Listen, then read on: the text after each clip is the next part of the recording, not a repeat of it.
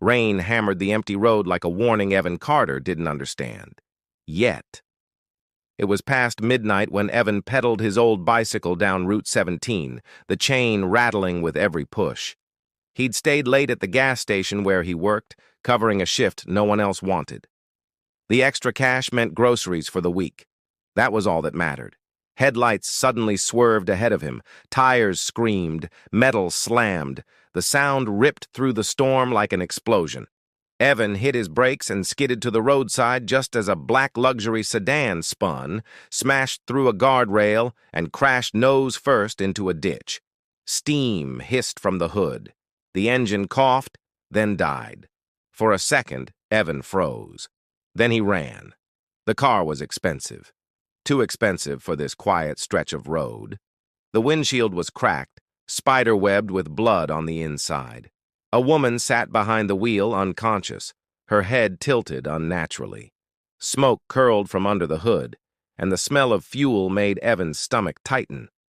"Hey, hey!" he shouted, yanking the door handle. It wouldn't open. Flames flickered near the engine. Without thinking, Evan grabbed a rock and smashed the side window. Glass exploded inward. He reached through, cut his arm, and unlocked the door. The heat was unbearable now. He unbuckled her seatbelt just as fire crawled up the hood. The woman groaned as Evan dragged her free, her heels scraping against the asphalt. The car ignited seconds later, an angry burst of orange and black that forced Evan back. They collapsed in the rain, gasping. Sirens wailed in the distance. The woman's eyes fluttered open. They were sharp, assessing, too aware for someone who'd almost died. She stared at Evan like she was memorizing him. "You saved me," she whispered. Evan nodded, breathless. "Ambulance is coming." She gripped his sleeve with surprising strength. "What's your name?" "Evan." Something unreadable crossed her face. At the hospital, Evan tried to slip away quietly, but before he reached the exit, two men in tailored suits stopped him. One, gently but firmly, asked him to wait. Minutes later, the woman appeared in a wheelchair, wrapped in a designer coat despite the chaos around her. "I'm Vivian Holloway," she said calmly, "and you just saved my life." Evan swallowed. He'd heard the name before. Everyone had. She smiled, but it didn't reach her eyes. "I don't believe in coincidence," she continued, "and I always repay my debts." She leaned closer. "I want to offer you a deal, Evan Carter. One that could change your life." Evan felt the weight of her words sink in. He didn't notice the way Detective Marcus Reed watched from across the room, or how Vivian's smile faded the moment Evan looked away. Because somewhere beneath that offer, something dark had already begun. Evan sat stiffly across from Vivian Holloway in a private hospital lounge that felt more like a luxury hotel than a place for the injured. The rain had stopped outside, but the silence inside was heavier than the storm. Vivian folded her hands neatly in her lap. "I had your background checked," she said casually, as if discussing the weather. Evan's jaw tightened. "That was fast." She smiled. "I don't waste time." She knew about the gas station job, the overdue rent notices, his mother, Lena, working double shifts and still falling behind. She knew everything Evan had tried to keep private. "I can help you," Vivian said. "College, a better apartment, medical bills for your mother, all of it." Evan's heart pounded. "Why?" Vivian leaned back. "Because I owe you my life." A man in a gray suit entered quietly and placed a slim folder on the table. Vivian slid it toward Evan. 6 months, she continued. "You come live at my estate. You attend private tutoring, follow a schedule, and remain available when I call. That's it." Evan opened the folder. The numbers made his hands tremble. "This is more money than I'll make in 10 years, he said. Vivian's eyes darkened. "And all you have to do is trust me." That night, Evan told his mother everything. Lena's face hardened. "People like her don't give money away," she warned. "There's always a price." "I'll be careful," Evan promised. 2 days later, Evan arrived at the Holloway estate, a sprawling, gated property hidden behind tall iron fences and silent security cameras. The place felt less like a home and more like a fortress. Dr. Alan Brooks met him at the door, smiling politely. "Routine health evaluations," he said. "Ms. Holloway insists." The tests were thorough: blood, scans, questions that felt oddly specific. "How often do you exercise? Any family history of illness? Have you ever donated blood before?" Evan tried to brush off the unease creeping up his spine. At dinner that night, Vivian watched him closely. Too closely. "You're exactly what I hoped for," she said softly. "For what?" Evan asked. Vivian didn't answer. Later, Evan overheard raised voices echoing through the hallway. "You said this was handled," a man snarled.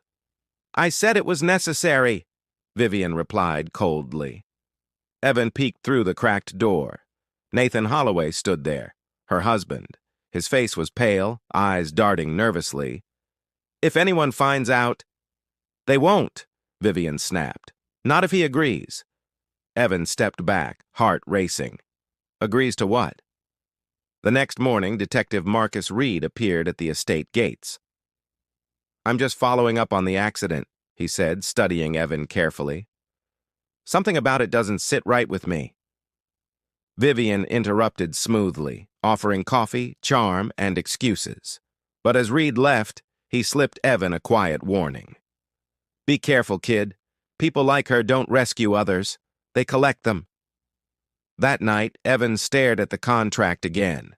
The offer was real. But for the first time, he wondered if saving Vivian Holloway's life had cost him his own freedom. And the worst part? He was starting to realize the deal wasn't really a choice. Evan woke to the sound of a locked door. At first, he thought it was a mistake, maybe a security protocol, maybe someone had forgotten. But when he tried the handle, it didn't budge. A keypad blinked red. Panic crept into his chest as memories of Detective Reed's warning echoed in his head. They collect them. Breakfast arrived on a silver tray, slid silently through a slot in the door. No knock, no voice. By noon, Dr. Alan Brooks entered with 2 security guards. "Routine tests," the doctor said, avoiding eye contact. Evan sat on the bed, fists clenched. "This wasn't in the deal." Dr. Brooks hesitated. "Ms. Holloway believes in preparation." The tests escalated. More blood, muscle response scans, cognitive evaluations. They measured his heart, his reflexes, his stress tolerance. Evan noticed how carefully everything was documented. That evening, Vivian finally came. She dismissed the guards and sat across from Evan, crossing her legs calmly. "You're frightened," she observed. "You locked me in," Evan said. "That's not help. That's prison." Vivian sighed. "I didn't lock you in to punish you. I did it to protect the investment." "Investment?" His voice cracked. She stood and walked to the window. "I'm dying, Evan." The words landed heavy. "A rare neurological condition," she continued. "Months, maybe a year left. My body is failing, but my mind is still valuable." Evan shook his head. "I don't understand." She turned to face him. "You are a perfect match. Blood type, neural patterns, genetic resilience." His stomach dropped. "You're not talking about donations," he whispered.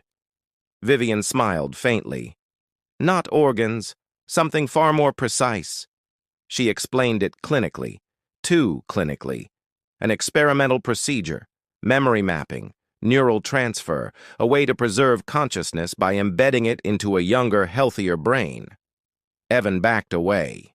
"You want to put you inside me, not replace you," Vivian said quickly. "Coexist, guide, share." "No," Evan said. "That's insane." Her tone hardened. "It's survival." She gestured to the cameras. "You signed the contract. Participation was implied." That night, Evan contacted his mother through a hidden phone he'd found behind a vent. "They won't let me leave," he whispered. If anything happens to me, the line cut dead. The next day, Evan overheard Dr. Brooks arguing with Nathan Holloway. It's unethical, Brooks said. He's a minor. Nathan rubbed his face nervously. Vivian doesn't care about ethics. She cares about control.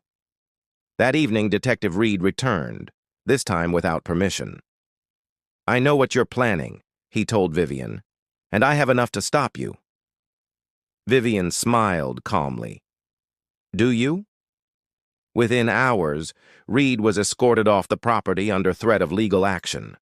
Evan realized then how deep her power ran. The procedure was scheduled for 48 hours later. As Evan lay awake that night staring at the ceiling, one terrifying truth became clear. Vivian Holloway hadn't offered him a deal to change his life. She had offered to take it, and unless Evan acted fast, he wouldn't be himself anymore. The night before the procedure, the estate went unnaturally quiet. No guards outside Evan's door, no cameras blinking red. It was as if the house itself was holding its breath. Evan sat on the edge of the bed, replaying every moment since the crash. If he'd kept riding, if he'd never stopped. But regret was useless now. A soft knock broke the silence. Dr. Alan Brooks stepped inside, eyes hollow with guilt. I can't do this anymore, he whispered. She crossed every line. He slid a key card into Evan's hand. The monitoring system will go offline for 7 minutes. That's all I can give you. Why help me? Evan asked. Brooks swallowed. Because if she succeeds, there won't be a way to stop her from doing it again. Alarms never sounded as Evan moved through the corridors. The estate felt like a maze, but fear sharpened his memory. He reached Vivian's private wing just as voices erupted inside. Nathan Holloway stood shaking, a gun clutched in his hand. She was never going to share the body, Nathan yelled. She planned to erase him completely. Vivian didn't deny it.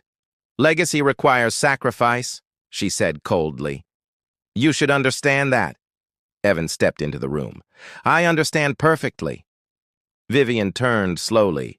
Her calm finally cracked. You were supposed to be sedated. I won't be your second life, Evan said. I'm my own. Security rushed in, but before they could act, Detective Marcus Reed appeared, badge raised, gun drawn.